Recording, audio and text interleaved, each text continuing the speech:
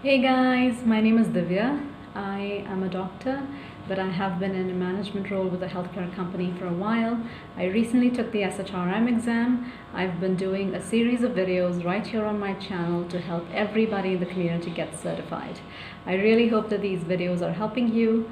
If they are, please take a moment to subscribe to my channel. It will help me be motivated and will help me want to do more and more videos for this channel. Okay guys, so I'm getting a lot of questions from the community saying how do I actually study when I'm studying? So the question really revolves around the SHRM exam is like when I look at a set of notes from the SHRM exam, what do I really study? What do I really commit to memory? What do I really read? What do I really glance through? And what do I not read? So I really didn't know how to break it down except give you a live example. So I picked a particular topic from a competency. So you can see what I do, how I underline, how I don't underline, how I read through the pages, and get a fair idea of how to study for the SHRM exam. So now let's get right into the video. So since we've had so many questions about how I actually study, I just wanted to give you an idea of what I use. I really just use paper, pencil, a little notebook, and I usually have an eraser next to me, just in case I'm writing something down. Right, there it is, guys. Nothing fancy. I don't have a fancy tablet, no iPad Pro, nothing, and I just wanted to take a particular topic and go over it. No reason or rhyme to choosing this particular topic. Honestly, I just picked it at random. So we're going to go over job descriptions, which is part of talent acquisition, which is in the people competency. So I think people is the largest competency amidst all the 7 competencies in the SHRM exam. So let's go over it and see how I would actually study. Okay, so the first thing to do is just read over, right? What are job descriptions? They're properly researched, written and maintain job descriptions, support HR professional in their search for the right talent. And notice how I've underlined it describes value producing work and requirements for performing that work. It also has legal implications. I think that it's good to know that JDs have legal implications, so I underlined it. I would also read through the competency connection, but as I said, there's no point memorizing these. Don't commit it to memory. This is just to see the connection between actual work and whatever is written here in the particular competency. Now, elements of a job description. Read through the paragraph and see whatever is important. In my opinion, it's important to know that a JD should be relatively brief and it should be a print or an online document. Also know that there are different names for a job description. It could also be called a role description, a role profile, or a position description. I think I remember seeing a question on this. What is a role description? And they were talking about nothing but a job description. So from here on, I would move on to the next page while studying and go through what's on the next page. It's about elements of a job description. So if you read through here, you would know that there are 8 elements in a job description: job identification, position summary, minimum qualifications, duties and responsibilities, success factors, physical demands, working conditions, and performance standards. I think it's good to know the 8 components, but don't spend time memorizing every single thing written in the description box because that would be really difficult.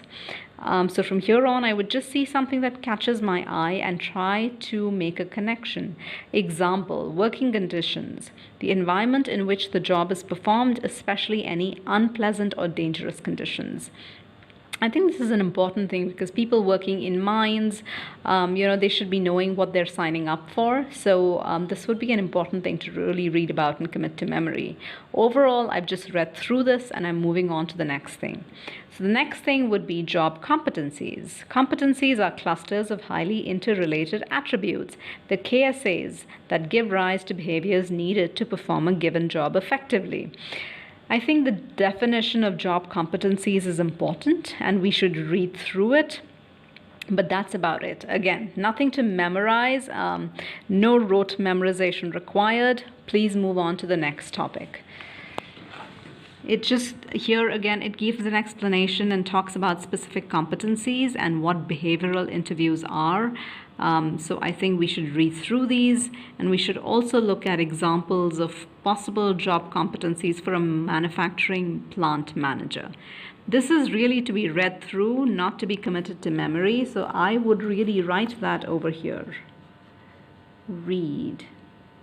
Whenever I write that in my notes, I really mean read. Don't study, don't memorize. Moving on. Okay, there are variations in job descriptions depending on the job, the nature, and it talks about the essential, non-essential functions and sign-offs, and it also talks about job descriptions in a global environment. Read through these, guys, but don't commit it to memory. So as you see, this is really an easy topic to get over.